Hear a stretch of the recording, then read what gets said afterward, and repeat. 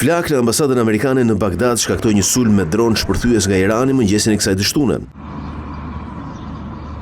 Droni shpërtheu në zonën e uljes së helikopterëve. Deri më tani nuk është folur për viktima dhe dëme në ndërtesën shumë të fortifikuar të ambasadës. Është sulmi i dytë brenda 2 javësh që shënjestron selin diplomatike të Shteteve të Bashkuara në ditën e 15 të konfliktit. Presidenti amerikan Donald Trump në rrjetet sociale foli për mposhtjet e Iranit në fushë betejë. Mediat e lajmeve të rreme nuk njoftojnë se sa mirë ushtria amerikane po ja del ndaj Iranit që është mposhtur plotësisht dhe tani kërkon një marrëveshje, por jo një marrëveshje që unë ta pranoj. Shtetet e Bashkuara bombarduan edhe ishullin strategjik të kargut në Iran, duke goditur objektiva ushtarak, por duke kursyer infrastrukturën e naftës që shërben për 90% të eksporteve iraniane. Teherani mohoi dëme serioze, ndërsa u përgjigj duke lëshuar 30 raketa balistike ndaj Izraelit. Sipas Gardës Revolucionare u goditën objektiva ushtarak, por dëme pati edhe në zonat banuara. Izraeli u kundërpërgjigj me sulme në Iran ndaj bazave nën toksore ku mbahen raketat, ndërkohë Tel Avivi po përgatit një sulm të madh toksor në Liban.